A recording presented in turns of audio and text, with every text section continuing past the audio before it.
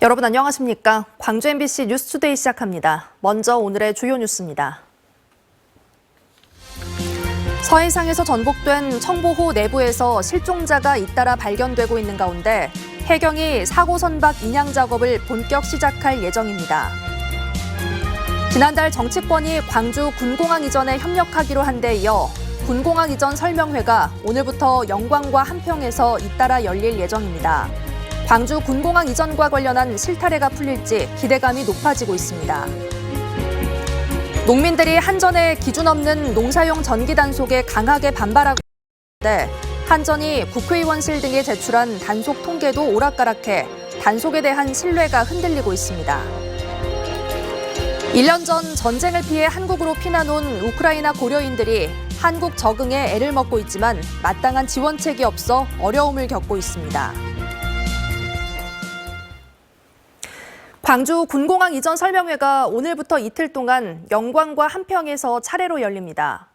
최근 정부와 정치권에서 군공항 이전 대책이 새롭게 마련되면서 군공항 이전을 원하는 지역이 경쟁적으로 나오는 상황인데요. 광주시와 국방부는 군공항 이전 지역에 따른 이주 대책과 보상 절차 등을 주민들에게 중점적으로 설명할 계획입니다. 보도에 김영창 기자입니다. 지난달 27일 여야와 정부, 광주시는 한자리에 모여 광주 군공항 이전 특별법을 빠른 시일 안에 통과시키기로 합의했습니다. 기부대 양열을 기본으로 하되 불가피한 경우에는 국고를 지원할 수 있다는 조항이 나와 있는데 기재부에서 그것 반대하지 않겠다. 정부와 정치권이 군공항 이전과 관련해 국가 재정 지원 확대와 예비 타당성 조사 면제 등 군공항 이전 문제가 새로운 국면을 맞고 있습니다. 지역민들의 격렬한 반대로 군공항 이전 이야기조차 꺼내기 힘들었던 과거와 달리 주민들의 요청에 따라 영광과 한평에서 군공항 이전 설명회가 잇따라 열리기 때문입니다. 특히 이번엔 주민들의 이주 대책 등 보다 구체적인 보상 절차가 주민들에게 설명됩니다. 광주시는 보상비와 별도로 한 가구당 이주지 지역의 토지 분양권과 주택 분양권, 정착금 지원 등을 선택할 수 있는 방안을 설명할 예정입니다. 여기에 군공항 이전 지역에 대한 다양한 형태의 지원금도 뒷받침됩니다. 공항 이전 특별법상 현금으로 보상금을 지원할 수 없기 때문에 광주시는 군공항 이전 지역에 맞는 수익 사업을 발굴해 관련 기금을 지원할 예정입니다. 처음으로 공식 정부 측의 관계자들의 입을 틀려서 동의를 해준 내용이기 때문에 지난번 설명보다는 훨씬 더 진일보한 내용이라고 제도적으로는 그렇다고 말씀드릴 수 있을 것 같습니다. 군공항 이전과 관련해 기대감이 커지고 있는 광주시가 이번 주민 설명회를 통해 군공항 이전 사업의 실타래를 풀 수 있을지 관심이 모아지고 있습니다. MBC 뉴스 김영창입니다. 부실 용역과 공론화 부족 등으로 논란이 됐던 2038 광주 대구 하계 아시안게임 공동 유치안에 대한 광주시의회 동의 절차가 마무리됐습니다. 광주시의회는 본회의를 열고 광주시가 제출한 2038 아시안게임 광주 대구 공동유치 동의안을 만장일치로 의결했습니다.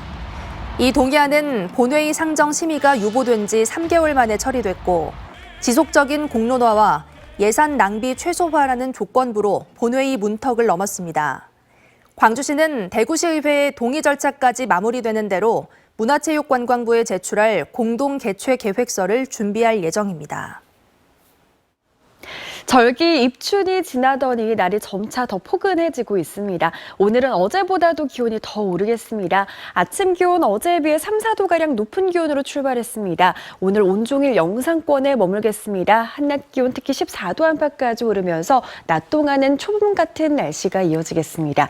기온은 어제보다 오름세를 보이겠지만 크게 벌어지는 일교차는 여전합니다. 기온 변화에 따른 건강관리 유의하셔야겠습니다. 한편 중부지방을 중심으로 현재 미세먼지 농도 나쁨 수준까지 치솟아 있는데요. 우리 지역의 미세먼지 농도 현재 보통 수준 보이고 있지만 한때 나쁨 수준까지 치솟을 가능성이 높습니다. 미세먼지 정보도 꼼꼼히 확인하시고요. 호흡기 관리 잘 하셔야겠습니다. 전남 동부 지역과 광주에 내려진 건조주의보 역시 여전한 상태입니다. 크고 작은 화재 사고 특별히 주의하시기 바랍니다. 현재 하늘 모습 보시면 지금 구름 조금 지나고 있는 상태인데요. 오후 들어서는 더 맑은 하늘 드러나겠습니다. 날씨 정보였습니다. 해경이 서해상에서 전복된 청보호를 안전지대로 옮겨 인양을 시도합니다. 목포 해경은 청보호 사고 지점에 물살이 강해 인양과 수중 수색 작업에 어려움이 많다며 남쪽으로 18km 떨어진 대허사도 인근으로 이동시켰습니다. 해경은 날이 밝는 대로 인양 작업과 함께 실종자 수색도 이어나갈 예정입니다. 청보호가 건조된 건 지난해 3월, 1년도 되지 않은 배였습니다. 인양을 해봐야 정확한 사고 원인을 알 수 있겠지만 급격한 침수의 원인과 터지지 않은 구명정 등 풀어야 할 의문점이 많습니다. 보도에 김진선 기자입니다. 왼쪽으로 기울며 빠르게 침수된 뒤 순식간에 뒤집혀버린 청보호. 목포항에서 출항한 지 엿새 만이었습니다. 생존 선원들은 배에 통발을 3천여 개 실은 것으로 기억한다며 평소보다는 많은 양이었다고 말합니다. 근해 통발 배 그 자체가 짐을 실으면은 좌측으로 약간 기울게 돼 있어요. 기관장한테 얘기를 했죠. 이거 배짐을 맞춰야 된다. 청보호 브릿지 위쪽에는 구명정이 설치돼 있었지만 터지지 않았습니다. 선박이 침몰하면 바닷물의 수압에 의해 자동으로 터져 물 위로 떠올랐어야 할 구명정이 제 역할을 하지 못한 겁니다. 배 안으로 물이 급격히 들어올 때 탈출 판단이 늦었던 점도 생존 선원들에게는 안타까운 의문으로 남았습니다. 엔진도 다 정지되어 있는 상태에서 올라오는 물이 더 많는데 퍼내는 물보다 그거는 애초에 안 되는 거였고. 평소 배에 물이 샜다거나 이상 징후 등에 대해서는 생존 선원들 사이에서도 의견이 엇갈리는 상황. 바닷물이 최초 들어온 곳으로 추정되는 기관실에서도 현재까지 파공 등은 확인되지 않고 있는 가운데 선체가 인양된 뒤 사고 원인 조사가 본격화될 전망입니다. MBC 뉴스 김진선입니다. 농민들이 기준 없는 농사용 전기 단속에 강하게 반발하며 한국전력 본사를 찾아가 기자회견을 열었습니다. 일방적인 단속과 관련한 파장이 점차 커지는 가운데 한전 스스로가 매번 수치가 잘못된 단속 통계 자료를 제출해 또 다른 논란을 낳고 있습니다. 임지은 기자가 보도합니다. 100명에 가까운 광주 전남 농민들이 한데 모였습니다. 한국전력을 규탄하는 문구가 적힌 피켓을 든 농민들은 농사용 전기를 규정하는 약관이 허술하다며 거세게 항의했습니다. 정부와 지자체의 6차 산업 권장이 무색하게 되었다. 농민들은 농사용 전기 취지를 살리려면 농업 현실에 맞게끔 저온창고 보관 품목에 대한 기준을 새로 마련해야 한다고 요구했습니다. 그동안 한전이 해온 불법 전기 사용 단속이 제대로 이뤄졌는지에 대한 신뢰도 흔들리고 있습니다. 한전이 취재진과 국회의원실 등에 제출한 농사용 위약 단속 건수와 금액 자료가 매번 달라지고 있기 때문입니다. MBC는 국회의원실 등을 통해 농사용 위약 단속 건수와 금액, 자료를 5차례에 걸쳐 받았는데 구례군의 단속 건수는 63건에서 46건이 감소했다가 다시 24건이 증가해 재집계됐으며 전국 통계에선 5년간 거둔 위약금이 423억 원에서 다시 절반가량으로 줄어들었습니다. 단속에 대한 불신이 확산되고 있는 상황. 한전은 단순 직원 실수라고 밝혔고 이를 지적하는 국회의원실에는 직접 부사장이 찾아 사과한 것으로 알려졌습니다. 구례군과 구례군 의회는 위약금과 관련한 자세한 내용을 확인하기 위해 한전에 단속된 농가 명단을 제출하라고 여러 차례 요구했지만 받아들여지지 않고 있습니다. 한전이라는 회사가 어떤 회사입니까? 그냥 이런 불법 사용 실태를 지역에서 일부 지사가 임의로 조사했다고 전혀 생각되지 않습니다. 한전은 농사용 전기 위약금 단속에 대한 농민 반발이 거세진 상황에서 제도 개선 대책을 마련하기 전까지 모든 단속을 중단하고 농민들의 의견을 반영해 한두 달 이내로 보관 가능 품목 기준을 수정하겠다는 긴급 대책을 내놨습니다. MBC 뉴스 임지은입니다. 러시아 우크라이나 전쟁이 1년 가까이 이어지면서 생명의 위협을 느낀 고려인들이 한국으로 들어와 광주에 둥지를 틀고 있습니다. 자녀와 함께 입국한 고려인들은 정착하기까지 모두 힘겹고 어려운 시간을 참아내고 있습니다. 김초롱 기자의 보도입니다. 지난해 5월 우크라이나에서 한국으로 피난을 온 김나탈리아 씨. 낯선 광주에 그나마 어렵게 적응했지만 머지않아 다른 지역으로 떠날 수밖에 없습니다. 자동차 부품 조립 등 공장 일용직으로 전전하다가 최근 석 달 동안 일자리를 찾지 못했기 때문입니다. Самое тяжелое найти работу, как обычно. Ну да, естественно, как здесь прожить так. 3개월 전 부모님과 함께 피난 온 고등학생 알렉산더는 요즘 한국어 배우기에 여념이 없습니다. 당장 다음 달이 되면 학교에 가서 새 학기 새 친구들과 어울려야 하는데 언어가 서툴다 보니 걱정이 클 수밖에 없습니다. Я переживаю, что да, не смогу нормально общаться, и я не смогу нормально сказать или что-то объяснить, что я хочу, или не смогу понять, что от меня хочет учитель, что он мне объясняет. Я не смогу нормально учиться из-за этого. 현재 700여 명의 우크라이나 고려인들이 전쟁을 피해 광주로 피난 온 것으로 잠정 집계되고 있습니다. 하지만 지원 대책이 미흡하다 보니 피난민들은 제대로 된 도움을 받지 못하고 있습니다. 광주시가 고려인 마을에 연간 2억 3천여만 원을 지원하고 있지만 광주에 사는 고려인 전체가 대상이다 보니 피난민 맞춤형 지원 대책이 아쉬운 실정입니다. 그나마 광산구청에 외국인 전담 지원과가 신설됐지만 법무부 등 관계기관과 협의가 선행돼야 해서 실질적인 대책이 나오기까지는 상당한 시간이 걸릴 것으로 예상되고 있습니다. 난민으로 인정이 안 돼 있거든요. 그래서 따로 지원을 할 수 있는 이런 지원 근거라든가 이런 것은 부족해요. 러시아가 우크라이나를 침공한 건 지난해 4일. 전쟁이 언제 끝날지 모르는 상황에서 우크라이나 고려인들이 한국 생활을 안정적으로 할 수 있도록 하는 일자리 지원이나 한국어 교육 등 실질적이고 다각적인 대책이 필요해 보입니다. MBC 뉴스 김초롱입니다. 무안국제공항 태국 전세기 운항 재개 이후 입국한 관광객들이 연락이 두절돼 법무부가 조사에 나섰습니다. 어제 오전 방콕에서 출발해 무안공항에 도착한 전세기 탑승객 가운데 10명이 공항을 벗어나 연락이 되지 않고 있는 것으로 알려졌습니다. 또 지난달 30일 방콕에서 출발해 무안공항에 들어온 전세기 단체 관광객 174명 가운데 13명도 지난 5일 귀국 항공편을 타지 않았습니다. 어제 오후 4시 40분쯤 곡성군 고달면의 한 야산에서 불이 나 80대 남성이 숨졌습니다. 불은 50여 분 만에 꺼졌지만 산소를 관리하던 마을 주민 1명이 숨진 채 발견됐습니다. 경찰은 숨진 남성이 소각 작업을 하다 불이 난 것으로 보고 정확한 화재 원인을 조사하고 있습니다.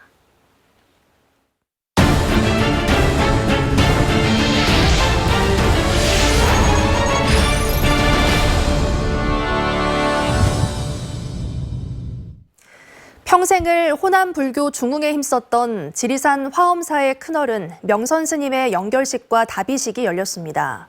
스님과 함께 수행했던 동료 제자들과 전국에서 모인 수많은 이들이 마지막 가는 길을 함께했습니다. 보도에 유민호 기자입니다. 구례 화엄사 앞마당에 세워진 연화대 위로 명선 스님이 몸을 뉘었습니다.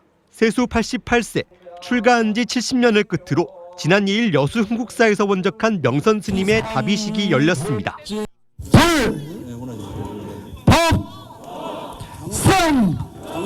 하와해 주십시오.